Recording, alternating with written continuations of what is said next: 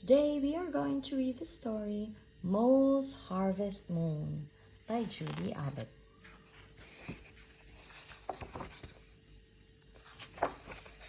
The leaves were turning golden brown and falling from the trees. The wind was getting chilly as 6 friends were planning a harvest feast. "Come back to my home," said Mole. "Let's have the feast there." "Perfect," agreed Rabbit. "Hooray!" shouted Bear. "What a treat!"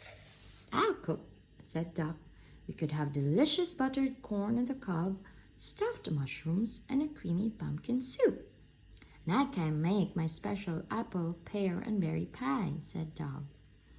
"But Mole," said Mouse, sounding a little worried, "do we have all the ingredients?" Well, I have all the main ingredients in my kitchen cupboard," said Mole. "But we'll also need some things from the other side of the Whispering Woods. Some of us should stay here to start getting the feast ready," said Duck. So Bear, Mouse, and Rabbit agreed to go and gather the other things they needed. They set off with some baskets and a huge sack to carry it all home. "Try to get back before dark," called Mole. "But if night falls, then just look out for the harvest moon. It will guide you right back to my home in the hill." The Whispering Woods were full of wild mushrooms, perfect for the feast. "These woods aren't so frightening," said Bear. "That's because it's daytime," answered Rabbit. "Some say there's a gang of wicked weasels that stalk the woods by night." Oh dear," squeaked Mouse. "We don't have long until nightfall." In his worry, he tripped over a tree root, spilling mushrooms everywhere.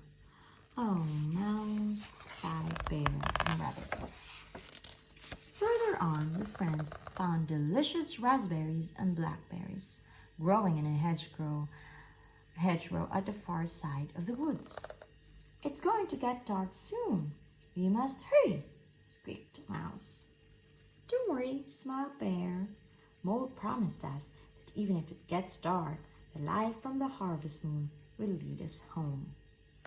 But Mouse was still worried. The sky was getting darker, and so the friends hurried on.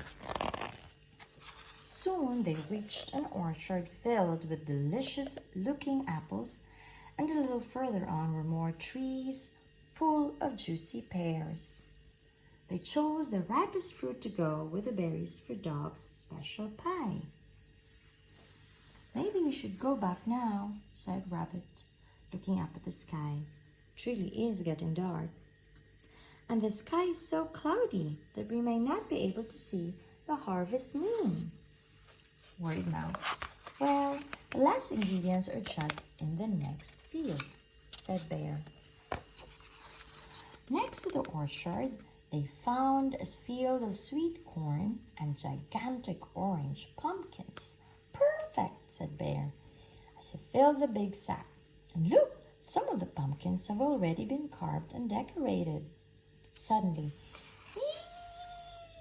"Eek!" shrieked Mouse as a dark shadow loomed over him. "It's the wicked weasels!" But it was only a scarecrow. "Oh, Mouse," said Bear. Rabbit gave Mouse a hug to calm him down. "Now let's hurry back to Mole's house," said Rabbit. But as they followed their steps back through the woods, they realized that they were being followed. 3 figures were slowly creeping along the path behind them. "Yikes!" said Mouse. "I think we'd better hurry." The quicker the friends walked, the quicker the figures followed. As they made their way along the windy path, darkness has fallen in the Whispering Woods.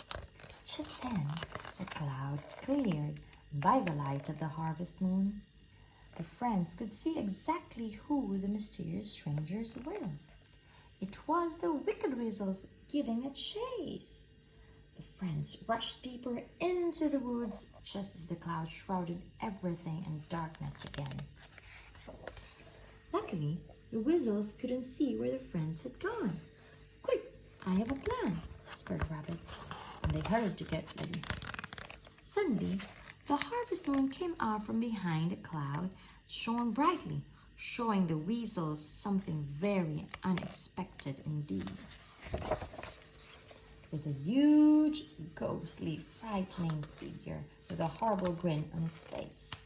Glowed as it loomed over the terrified weasels. "Arrgh!" the weasels cried, and they fled as fast as they could. It was only Bear, Mouse, and Rabbit in disguise. They pulled off the sack and the pumpkin head, and they laughed and laughed at how they tricked the wicked weasels. And they quickly gathered up the food that they carefully stored and hurried on their way. And as they looked up, there it was, the shining harvest moon hanging in the sky just above Mole's home in the hill.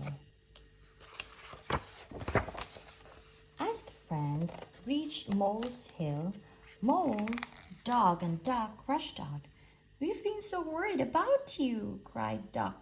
"There's a terrible monster in the wood." "Monster?" said Mouse. "There wasn't a monster, just a band of wicked weasels." "Wicked weasels?" asked Mole, and then he smiled. And then his smile turned into a chuckle. "What's so funny?" said Bear crossly.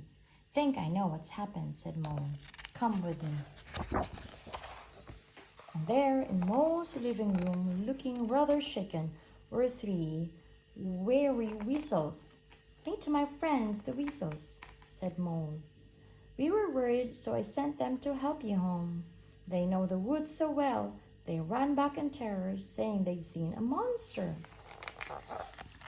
While Duck, Dog, and Mole finished preparing the sumptuous feast, Rabbit and Mouse took turns in telling the whole story. "Just as you said, Mole, the light from the harvest moon helped us find home," finished Rabbit, giving him a big hug. Throughout that evening, in front of the roaring fire, the 6 friends and the friendly weasels, full from their harvest feast, laughed, played games, and told stories together. And through the window, silently shimmering above them all, shone the brilliant, bright harvest moon.